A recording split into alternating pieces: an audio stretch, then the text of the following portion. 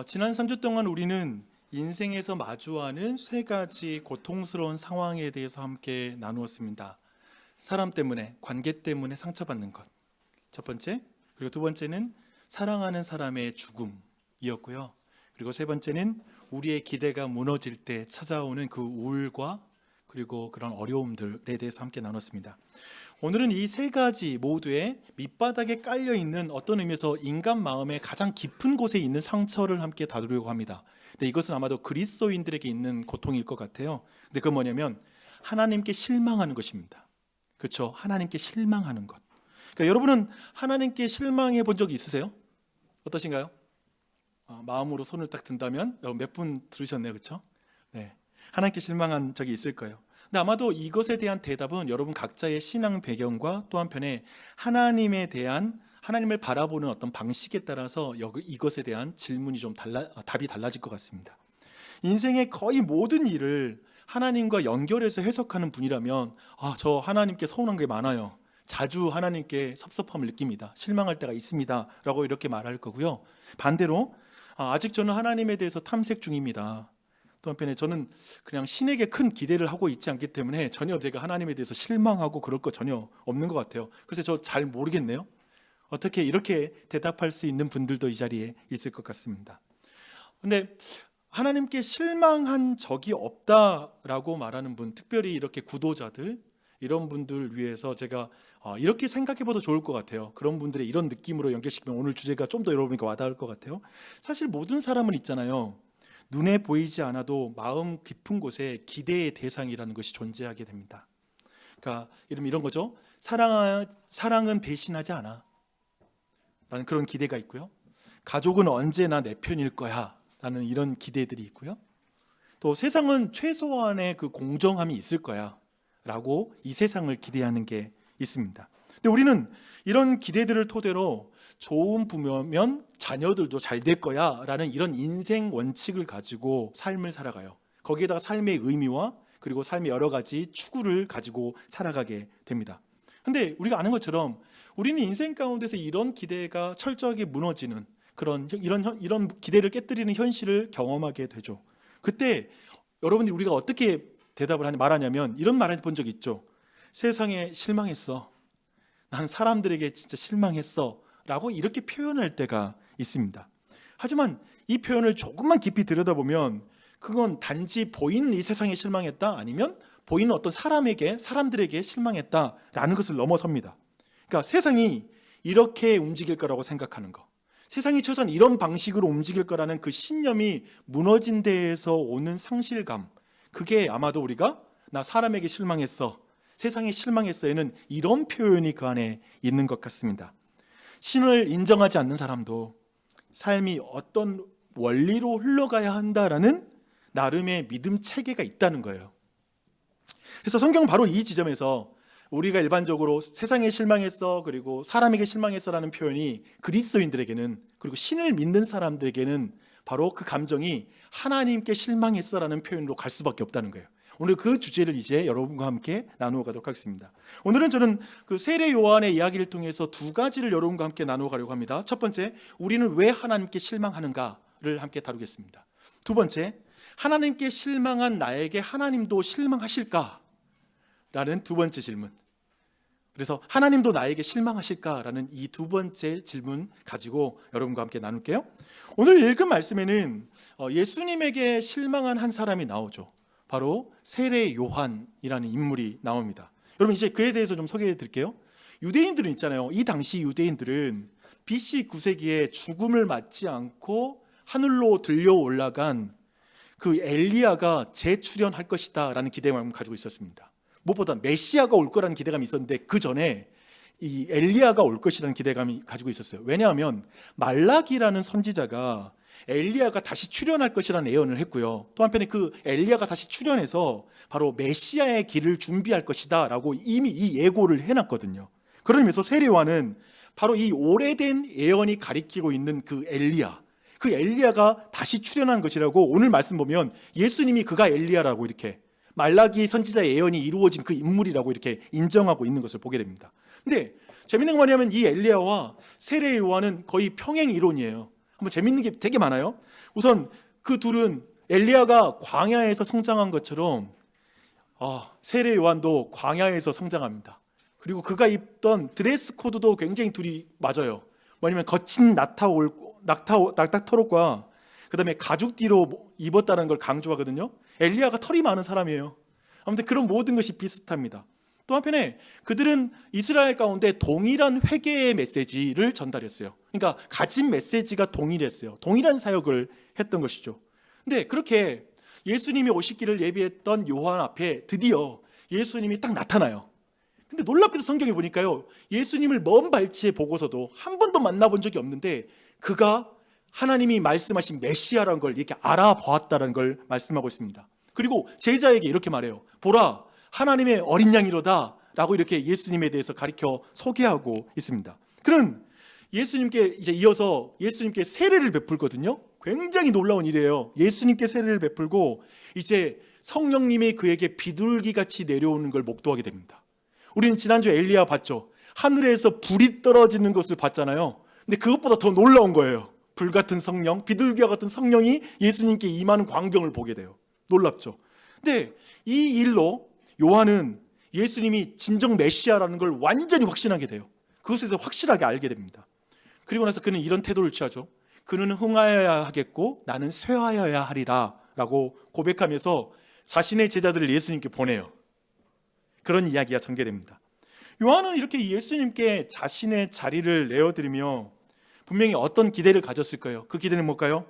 이제 메시아가 왔으니까, 이제 온 우주의 왕이 왔으니까 이제 이 세상이 곧바로 변화될 거야, 모든 것이 바로 잡힐 거야 라는 이 기대감을 갖게 되었다는 것이죠. 그걸 품었을 거예요. 그런데 아까 말했죠, 세례 요한은 엘리야와 거의 어떤 평행을 긋고 이룬데요.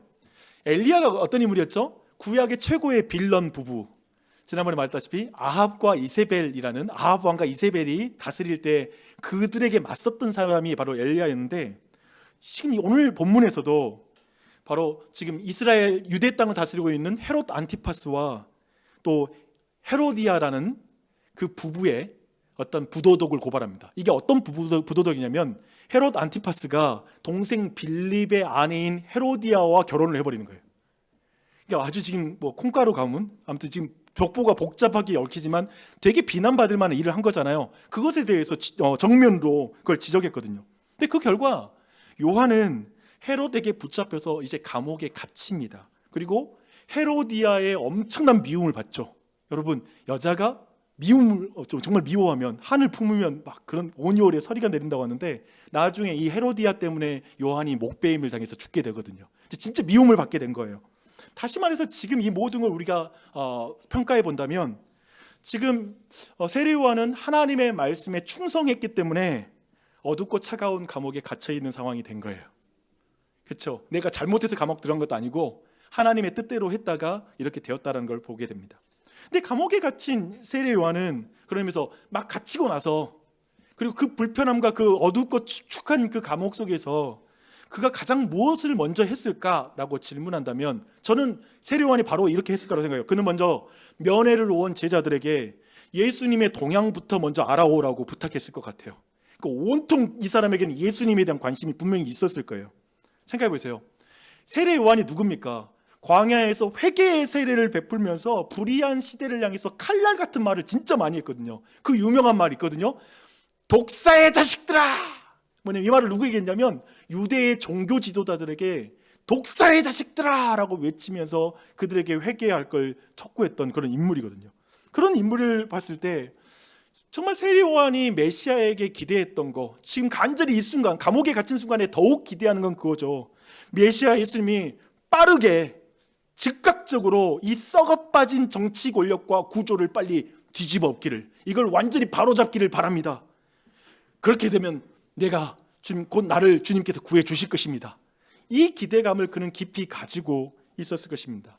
즉 아합과 이세벨 시대를 뒤집을, 어쩌면 지금은 헤롯 안티파스와 그리고 헤로디아라는 이 거짓되고 악한 이 정부를 뒤집을 새로운 다윗 왕과 같은 그런 메시아로서 예수를 기대하는 거죠. 당연하죠. 로마를 전복하고 온 세상에 진정한 평화를 가져올 왕을 기대했던 것입니다. 그렇게 믿었던 거예요.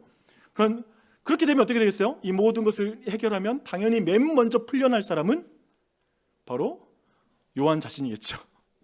그러니까 무엇보다도 하나님의 길을 예비했잖아요. 예수님의 길을 예비한 그 요한을 가장 먼저 풀어주는 거, 그런 의미에서 이 기대를 가지고 예수님의 동향을 먼저 살폈을 것입니다. 그러나 제자들이 가지고 왔던 현실은 완전히 정반대였어요. 예수님은 심판하지 않고 치유하고 다니는 거예요. 생각해봐요. 상처를 주는 자를 심판하면 치유할 필요가 없잖아요. 훨씬 근원적인 사역을 해야지. 지금 예수님 지금 심판해야죠. 상처 주는 사람을 뭐 치유하고 돌아다녀. 예수님은 악한 권력을 무너뜨리는 대신에 가난한 자와 약자들을 위로하고 돌아다니는 거예요. 아니, 구조를 개혁하면 가난한 자와 약한 자가 아예 발생하지 않을 텐데 왜 그 먼저 것을 안 하고, 아니 우리 바스티브에 그 욕조에 물이 넘치면 수도꼭지를 잠그면 끝날 텐데 왜 그것을 계속 아래에서 수로 담겨 옮겨. 이해되죠? 그런 식으로 예수님이 일하시길 바라는 거죠. 근데 예수님 봐봐요. 권력의 중심부가 아니라 자꾸 갈릴리 변두리에서 계속 시간을 허비하고 있는 거예요. 지금 당장 예루살렘으로 들어가고 또 한편에 로마로 진격해서 온 세상을 바로잡아야 될 분이 왜 이렇게 밖에서 시간을 낭비해? 라는 이 생각을 갖고 있는 것이죠.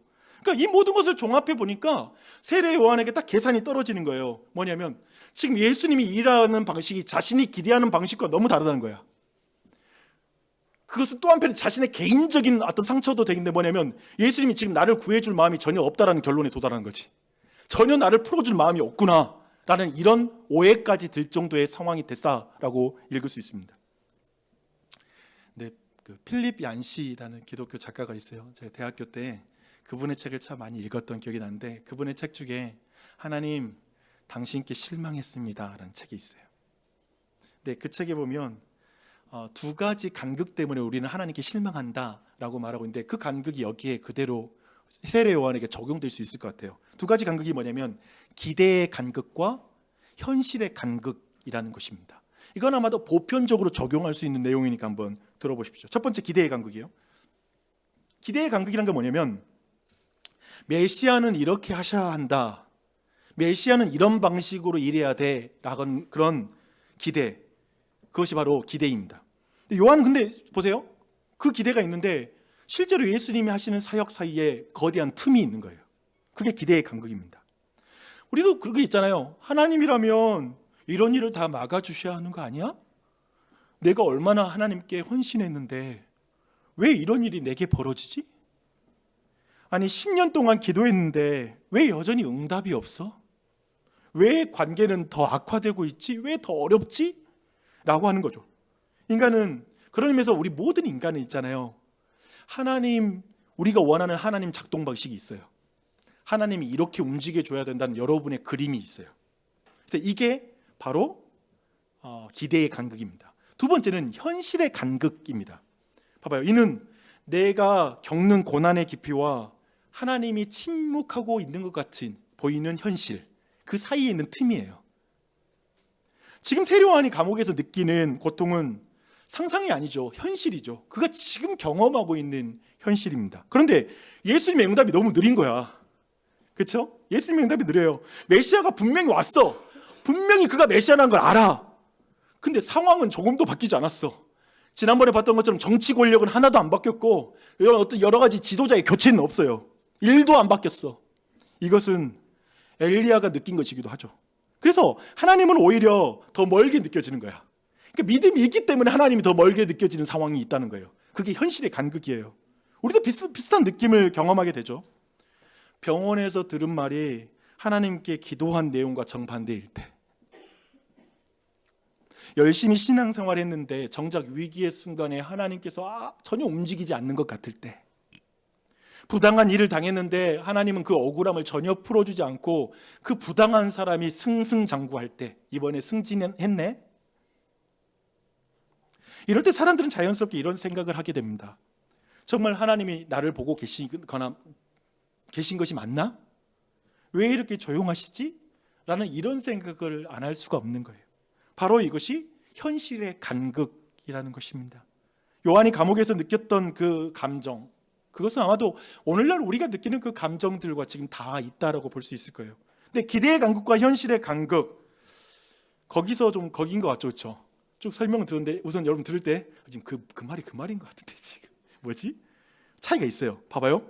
기대의 간극은 내 기대의 문제고 현실의 간극은 내 현실의 문제라는 거예요. 그래서 기대의 간극은 내가 생각하는 하나님과 실제 하나님 사이의 차이고요. 그리고 현실의 간극은 하나님의 약속과 지금 내 앞의 현실과 하나님이 침묵하는 것 같은 현실의 간극인 거예요. 그 상황의 차이입니다. 이렇게 지금 말했는데 그 말도 못 알아듣겠어. 그럴 수 있지. 계속 봐봐요. 성경에는 중요한 게 뭐냐면 성경에는 이 두 가지 간극 사이에서 하나님께 실망하는 사람의 절규가 가득하다는 거예요. 여러분 이제부터 뭐냐면 성경의 주요한 모든 인물은 사실상 이것에 하나님에게 실망한 사람들이에요. 반드시 그 과정이 있습니다. 아브라함에게 하나님께서는 계속 자식을 주겠다고 희망 고문을 이어가니까 아브라함이 나중에 뭐라고 그러냐면 내 종 엘리에셀이 내 후계자가 될 것입니다. 이 굉장히 섭섭하고 화가 났어. 내 종 엘리에셀이 내 후계자 될 거라고. 뭐 아들을 그만 희망 고문을 하라고. 됐다고. 에이 때려쳐. 막 이런 마음이 있어요. 욥은 거듭된 자신의 삶의 상실에 지쳐서 제가 태어나지 않았다라면 더 좋았겠어요 라고 자기의 생일을 저주하게 돼요. 신음해요. 모세는 정말 광야에서 많은 어떤 희생을 치르면서 이스라엘 백성을 참고 인도하잖아요. 근데 이스라엘이 안 바뀌는 거예요. 그 상황 속에 뭐라고 그러냐면 주님 더 이상 이 백성을 저는 이끌 자신이 없습니다. 만약 저를 도우실 생각이 없다면 차라리 제 생명을 거두어 가십시오. 이 짐을 나는 더 이상 감당할 수 없습니다 라고 이렇게 하나님께 실망하는 마음을 표현합니다. 우리가 아는 다윗은 어떤가요? 그는 계속해서 사울에게 쫓기고 도망치다가 이렇게 말해요. 하나님, 저는 더 이상 숨을 데가 없어요. 벼랑 끝에 붙어있는 이 상황이에요. 주님이 제게 얼굴을 돌리셨다면 제게 남은 건 아무것도 없어요 라고 하나님께 이렇게 마음을 표현합니다. 지난주에 우리가 봤던 엘리야는 차라리 죽여주세요 이거예요. 차라리 죽여주세요. 그리고 에레미야라는 선지자는 뭐라고 말한 줄 아세요? 주님께서 나를 속이셨습니다. 이 말이 너무 와닿았어. 낚였어. 당신 나 불러놓고는 이런 삶의 결과를 줬다고? 낚였어. 이렇게 말을 해요. 오늘 요한도 그래요. 요한이 말한 말은 굉장히 공격적인 메시지입니다. 오실 그이가 당신입니까? 내가 다른 분을 기다려야 됩니까? 그렇죠. 이 말은 진짜 메시아 맞아요? 지금 내가 기대한 그분 맞습니까? 아니 왜 지금 당신 내가 메시아라고 알고 있는데 왜 이렇게 지금 하고 있는 거예요? 라고 심지어는 내가 다른 분을 기다려야 됩니까? 라는 말로 완전히 모욕을 주듯이 말하는 거예요. 하나님께 너무나 지금 실망했어요. 그 절규입니다. 필립 얀시 우리가 이렇게 말해요. 우리가 하나님께 실망했다고 말하는 순간 우리는 성경의 가장 위대한 성도들과 대화를 시작하는 것입니다. 재밌게도 성경에는 온통 욥기와 시편과 많은 인물들의 이야기에 하나님께 실망한 이야기가 있는데 우리가 하나님께 실망한 적이 없다라면 우리는 그 모든 성경과 연결이 안 되는 거예요. 그 모든 성경을 이해할 수 있는 건 나도 하나님께 실망한 경험이 있을 때 그 모든 걸 이해할 수 있는 거죠. 그래서 그 모든 선지자와 대화를 나눌 수 있게 된 거죠. 그 부분을 주목할 필요가 있어요. 근데 여기서 우리 모두는 좀 더 근원적인 질문을 좀 잠깐 했으면 좋겠어요. 여러분 좀 한번 질문해봐요. 왜 하나님은 그의 백성을 실망시키시지? 왜 이렇게 꼭 일하셔야 돼? 또 다르게 말하면 왜 하나님은 굳이 우리를 실망시키셔서 듣지 않아야 될 원망을 왜 들어? 나 누구한테 듣기 싫어가지고 여러분 그렇잖아요. 여러분 누구한테 말 듣기 싫어가지고 그냥 오해도 주지 않고 가자는 게 우리 주의 아닙니까?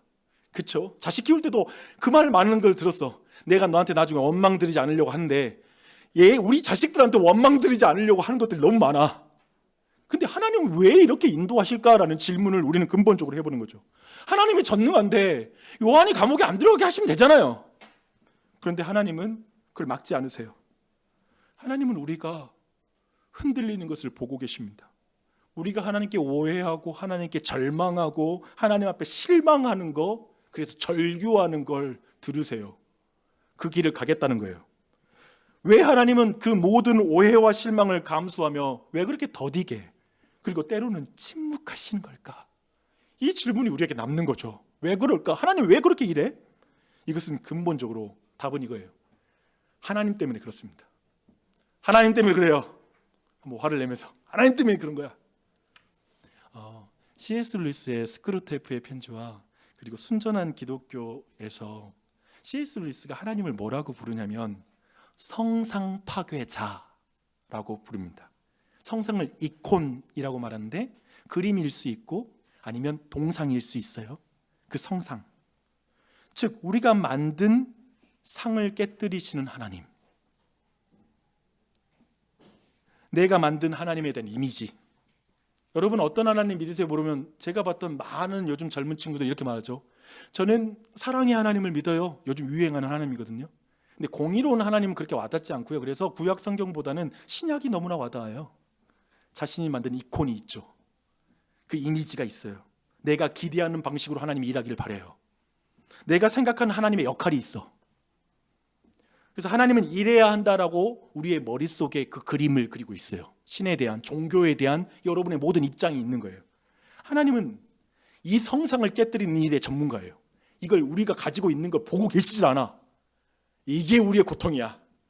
이게 아주 하나님께서 우리가 기독교 신앙을 가졌을 때 갖고 있는 당혹스러움이에요. 하나님은 왜 깨뜨리실까? 왜냐하면 하나님께서는 진짜 하나님이시고, 그분이 진짜 하나님이시고 내가 만든 이미지가 가짜 하나님이기 때문에 그렇습니다. 하나님은 우리를 진짜 하나님으로 만나고 싶으시기 때문에 그래요. 우리가 만든 하나님으로, 예를 들면 가상으로 대화하는 걸 원치 않으세요. 진짜 리얼한 하나님이란 존재 앞에 서서 그 하나님을 진짜 만나는 걸 하나님이 원하기 때문에 우리가 가짜 하나님을 만들어서 만족하고 있는 꼴을 못 보는 거야. 그걸 깨뜨리고 들어와서 우리를 만나 주시는 거죠.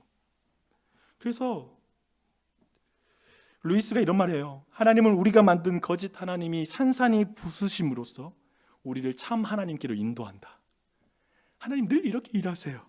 그래서 이걸 구체적으로 우리의 삶과 어떻게 하냐면 하나님은 이해하지 않는 방식으로 일하셔서 우리를 실망시키죠. 그걸 허락해요. 구체적으로 말하면 여러분이 속한 여러분의 배우자, 여러분의 자녀, 그리고 여러분의 어떠한 속한 교회, 여러분의 회사, 그 모든 거 안에서 그 앞에 있는 모든 많은 사람들이 내가 생각할 때 이해하지 않는 방식으로 일을 처리하고 있고 모든 과정에 자신이 이해하지 않는 방식으로 그 조직이 움직이는 거예요. 왜 이래? 그 모든 방식으로 우리를 깨뜨려요. 그 실망을 허락하세요. 때로는 침묵하시는 것처럼 보입니다. 그 이유는 단 하나입니다. 우리가 만든 내 기대 속 하나님을 죽이고 성경이 말하는 참 하나님을 만나게 하시기 위해서. 여러분도 그런 센스가 있을 것 같아요.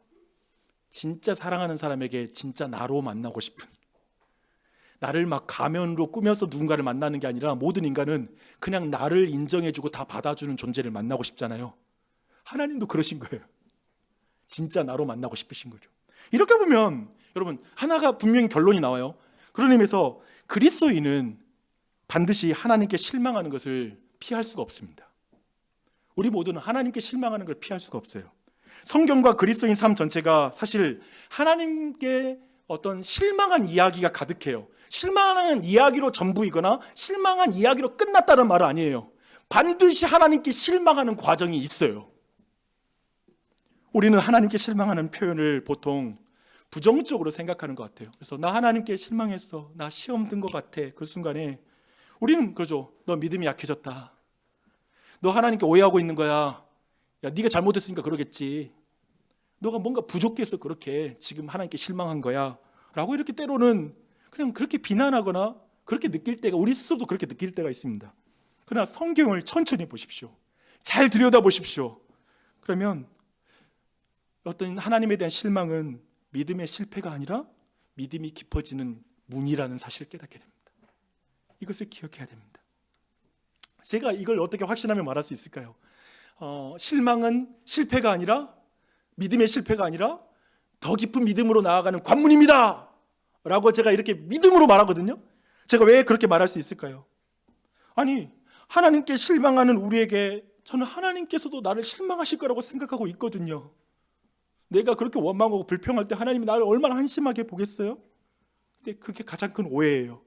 하나님은 나에게 실망하셨을 거야 라고 생각하는 거, 하나님께 실망하는 그 감정보다 더 깊은 상처는 내가 하나님께 실망을 드렸다라고 생각하는 죄책감인 것 같아요.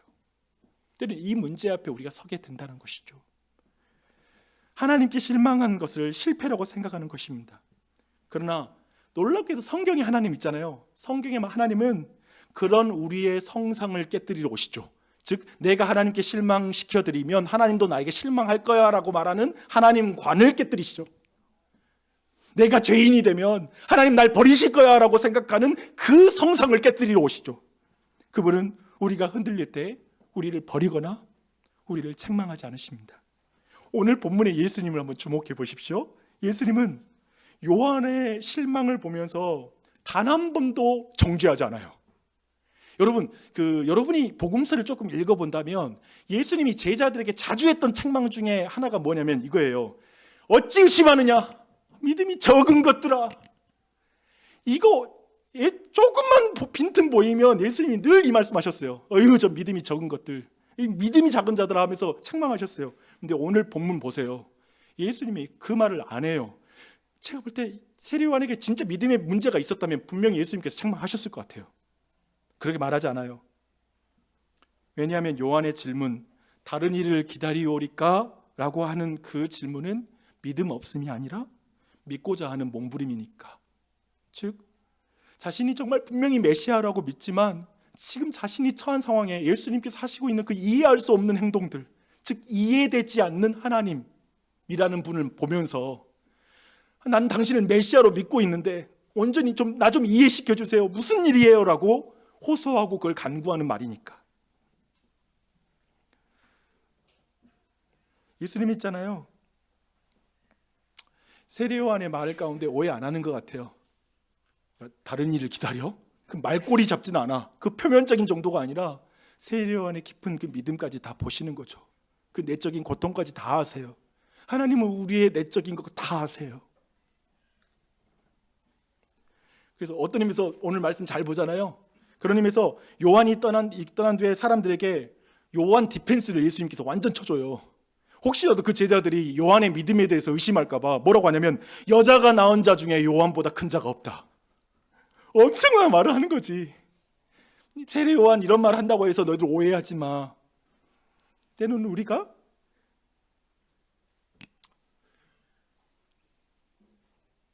넘어질 때도 있을 수 있지만 때로는 원망하고 불평할 때도 하나님 우리 마음 아세요.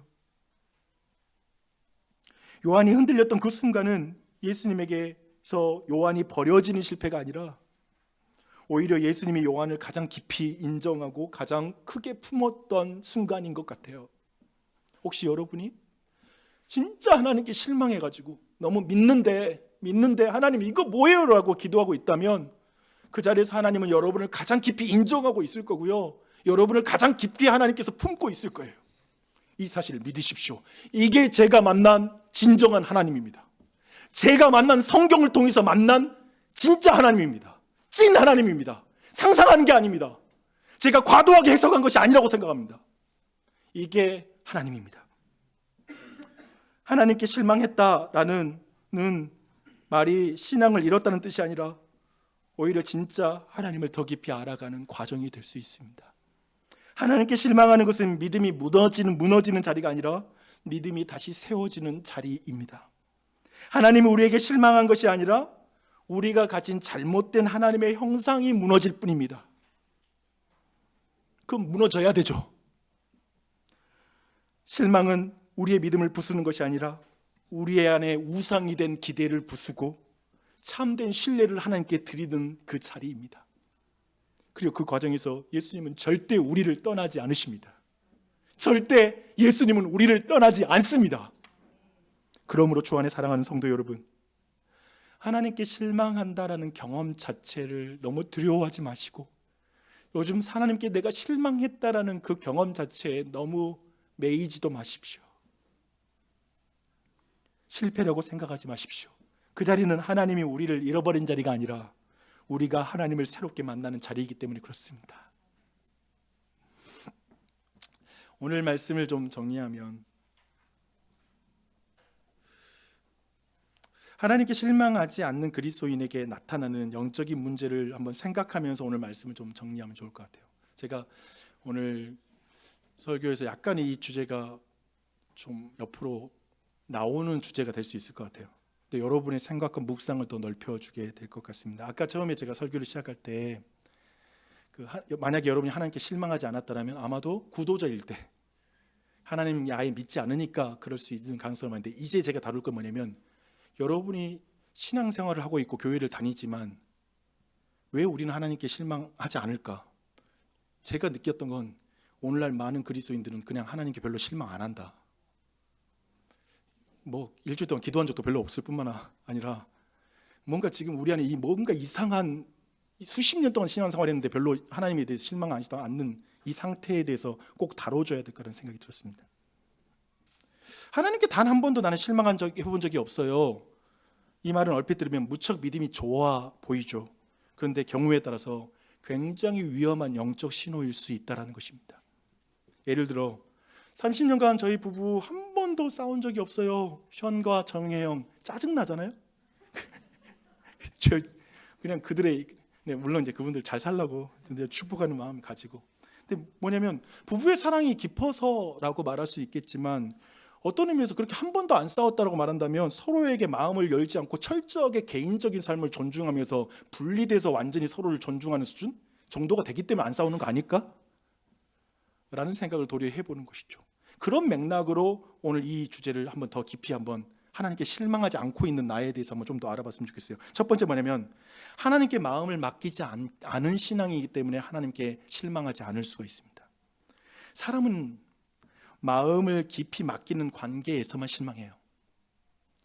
그래서 정말 깊이 사랑하면 반드시 실망이 찾아오게 되어 있습니다.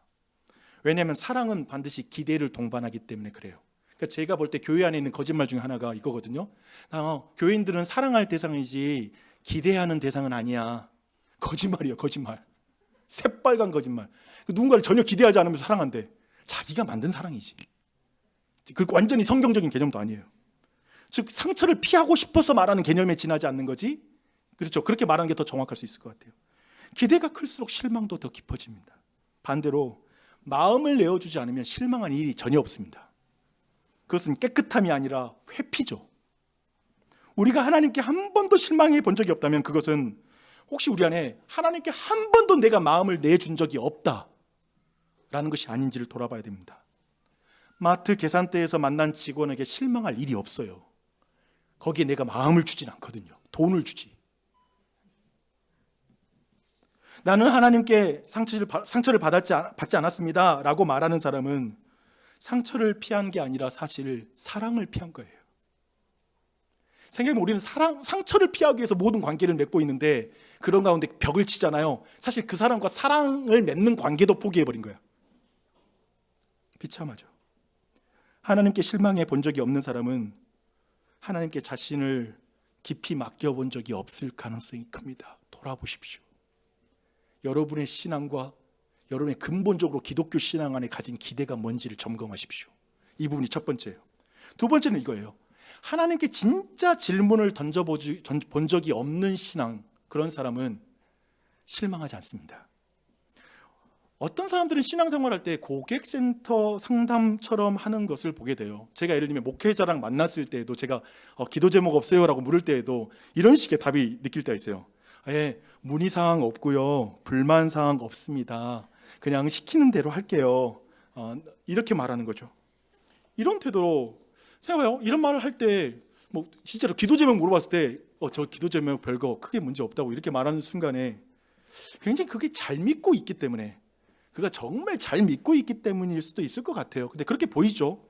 하지만 한편에 하나님을 별로 신뢰하지 않기 때문에 깊이 대화하지도 않고 기도할 마음이 없는 상태일 수도 있죠. 뭔가 그런 관계의 정서적 거리가 존재하는 것이죠. 하나님은 나의 질문을 별로 싫어하실 것 같아. 내 감정이 믿음 없어 보이지 않을까? 불편한 대화 피하고 싶어. 그런 마음일 수 있어요. 그런 의미에서 한번 이런 반대의 질문 한번 해보세요. 여러분 누구에게 편하게 질문하세요? 누구에게 좀 따져 묻나요? 편하게? 누구에게 항의하죠? 저 같은 경우는 저희 아내가 제가 아내에게 항의하고 따져 묻죠. 무슨 말 하냐면 가장 믿는 사람에게 하는 거예요. 따져 묻는다. 물론 전화통에 대놓고 모르는 사람에게서 막 따져 묻고 그건 좀 다르게 좀 제외하고, 우리 인생의 관계 가운데 편하게 따져 묻기도 하고 이렇게 관계 맺는 존재는 내가 편한 사람, 믿는 사람이에요. 그런 의미에서 하나님께 질문하지도 않는 사람, 하나님께 기도하지도 않는 사람, 그래서 실망할 것도 없는 사람, 그것은 근본적으로 하나님과 정서적 거리를 두는 것일 수 있죠. 그런 의미에서 세례 요한이 진짜 놀라운 건 뭐냐면, 세례 요한이 믿음이 있었다는 증거는 뭔지 아세요? 제자들로 보내서 예수님께 물어보는 거예요.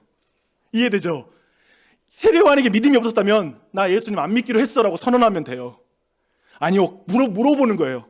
아니 도저히 이해가 안 됩니다. 하나님은 이런 분이신데 왜 상황이 이렇습니까? 라고 물어보는 거예요. 여러분 요즘 기도한 적 있으십니까?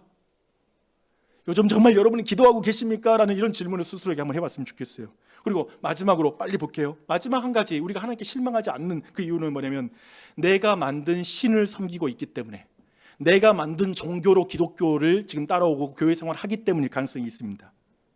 내가 만든 신을 섬기는 사람들은 그 존재에게 실망하지 않습니다. 왜냐하면 하나님이 나의 기대를 한 번도 건드린 적이 없거든요.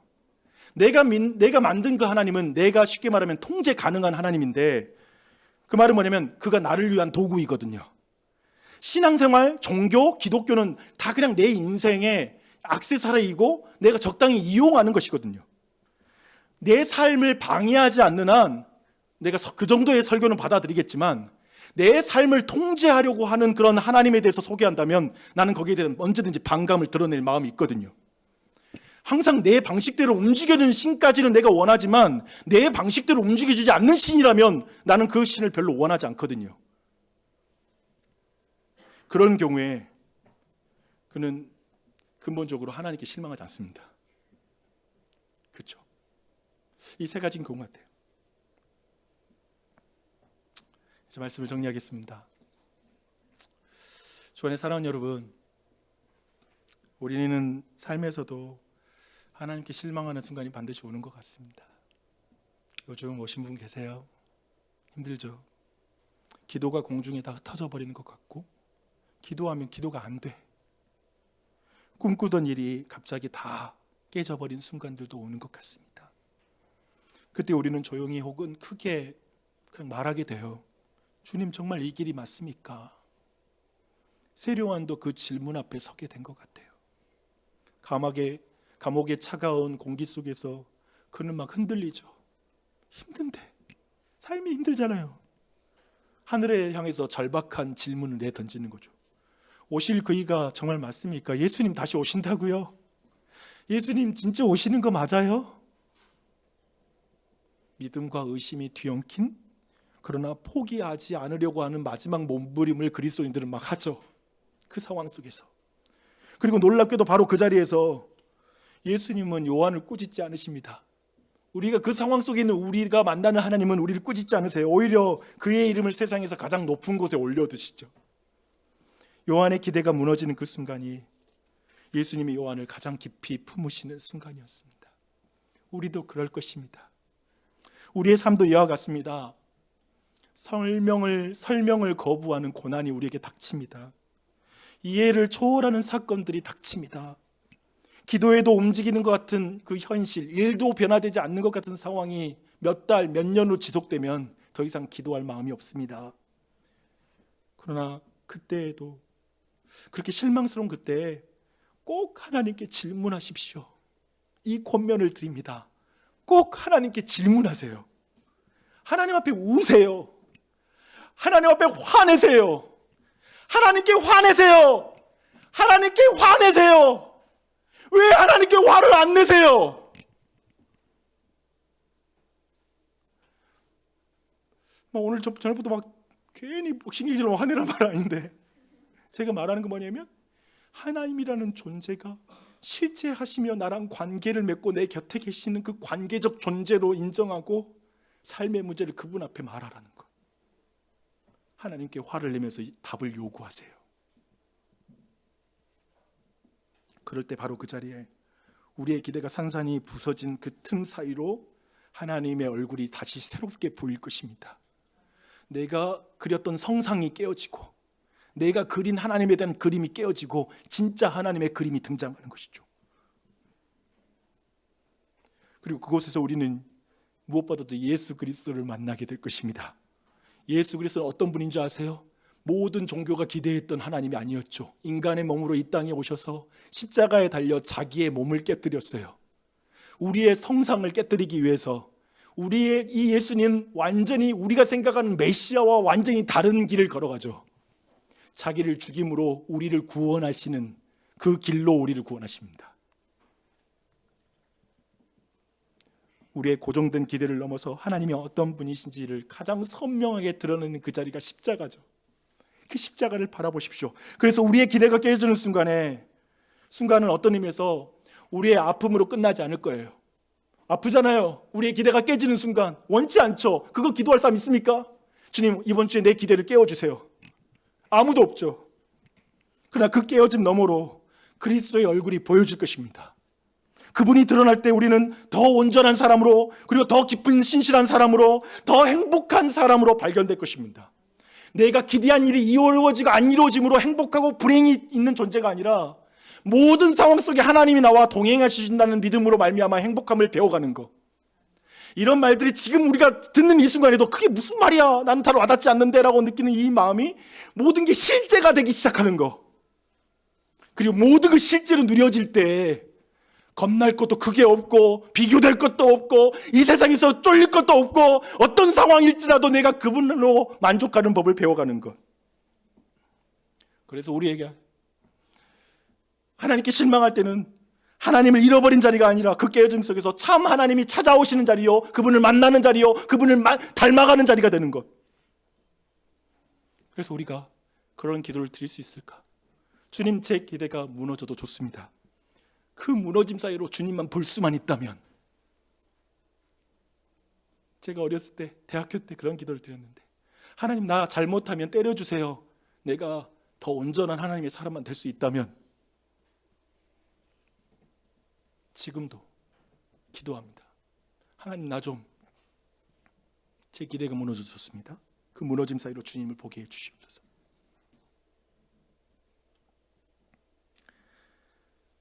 그 과정을 통해서 우리는 하나님께 실망할 때 우리의 이해가 하나님을 향한 신뢰로 옮겨지는 그 자리가 될 줄 믿습니다. 그런 자리를 함께 걸어갔으면 좋겠습니다. 아멘. 오늘 시간 우리 함께 하나님께 드렸던 찬양을 좀 말씀 생각하면서 우리가 아까 보냈던 은혜 아니면이라는 찬양을 고백하면 좋겠다 싶어요. 돌아보니까 그래, 돌아보니까